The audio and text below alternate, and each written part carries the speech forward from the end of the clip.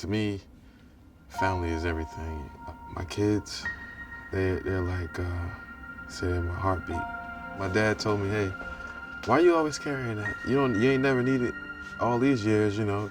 Did I say anything to David in regards to caring or not caring? Yes, I did. We had conversation in regards to it, and I was adamantly against it. The reason I felt that it wasn't necessary is because at this point in time in his life, he never needed it. I didn't feel that it was a necessity at that time. And you're like, you've been living for 32 years, son, and you haven't needed a firearm this long. You don't need one now. That weekend, I didn't carry it that weekend that he said that.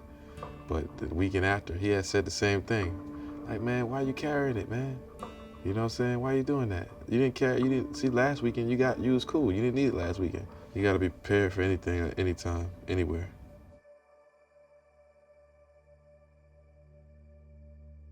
The incident took place in Next Up Barbershop on Fort Jackson Boulevard.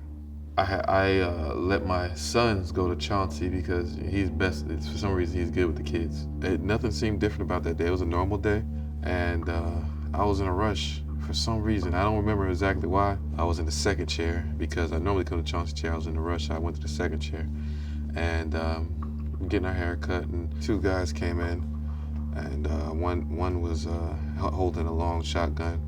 The other one was holding a handgun. They had hoodies and masks on. The door opened, so I didn't look.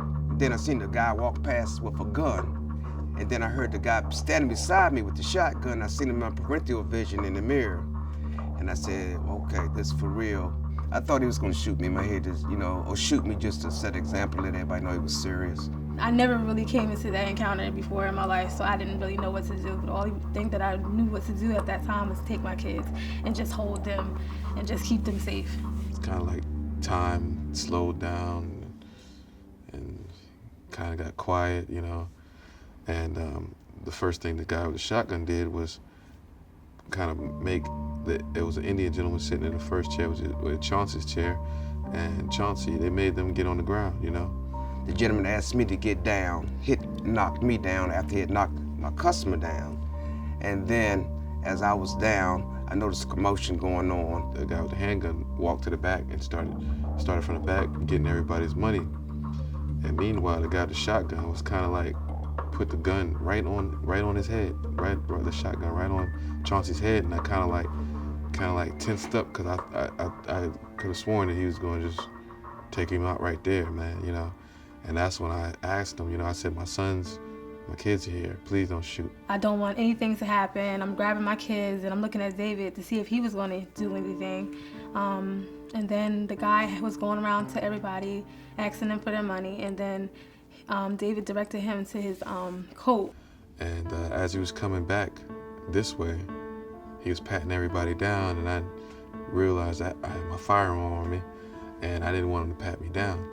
So I said, you know, hey, my money is over there in my bag, in my jacket on the seats, and he went looking for it. And when I had the opportunity, I took it to shoot, you know, so I shot him. I shot at him first because I felt as though that if somebody was going to do something, it would have been him. Because how he was acting and seemed like unstable, even with the gun. It seemed like he was very unsafe with the gun, swinging it around randomly at people. The first thing I thought that I was hit with the guy, you know, being there, because I just smelled the smoke. And I'd never been shot, so I didn't know. I said, maybe I'm just numb.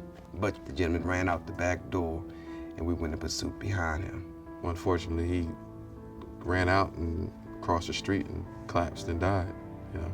I started telling the children to get down, because I didn't know if it was still going to be some shooting going on. And they were still sitting up in the chair, hollering and screaming. A young lady that was sitting in front of me with her daughter and her son, she was just looking at me screaming. I was telling her, get down. And she didn't know what to do. And I turned and tried to shoot the other guy, but I missed. Yeah, and like I said, I think that guy is pretty blessed, because if you look at the door, it's like a bullet hole right in the door where he was stumbling out, and I mean, it's very close to him. Yeah, so he's lucky that he got away. And he still got away. He's at large. Nobody found him yet. So He spoke about, he said, he called his father. Immediately said, "Dad, you told me not to carry my gun. Don't ever tell me not to carry my gun again." He said, "Because I had to use it tonight and protect, people at the barbershop." And he explained to him what had happened.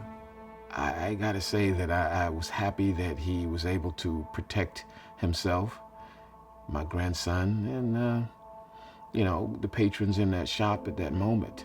The way I feel about him carrying a gun now, after the incident, is there are certain times that when he's going certain places that I would feel comfortable if he had the weapon on him. Because there was an incident in a barbershop in Jersey where after the robber, had robbed everyone, he executed everybody.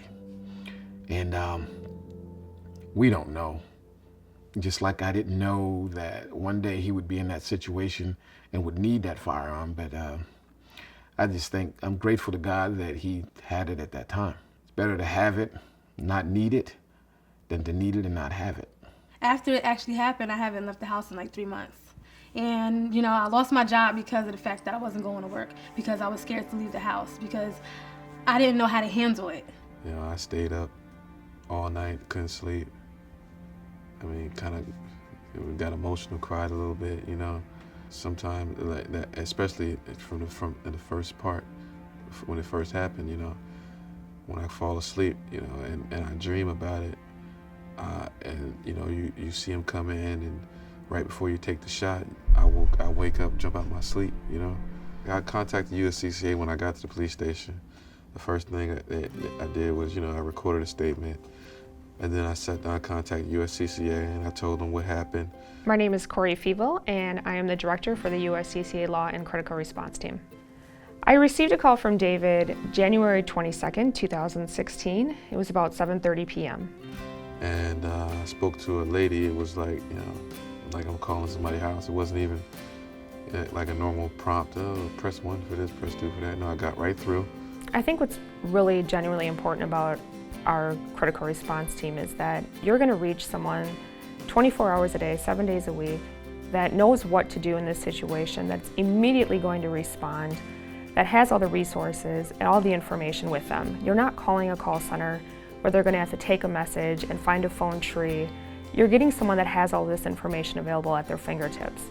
When David called, I immediately jumped into action, and I became his advocate to get him the resources he needed. I made sure he was safe, made sure that 911 was called, and just made sure that if he needed medical treatment, he was receiving that as well. She said she had a lawyer call me. The lawyer called me about 5 or 10 minutes later, and she followed up after the lawyer called me. Hey, told me the lawyer's name, and so on and so forth. I mean, it was great, easy, quick. Within minutes, I had an attorney on the phone with David and walking him through the process and what he should and should not say to the police until he was able to arrive on scene. Without the USCCA, I probably would have been nervous and afraid that I might be going to jail for a little bit till they clear this up.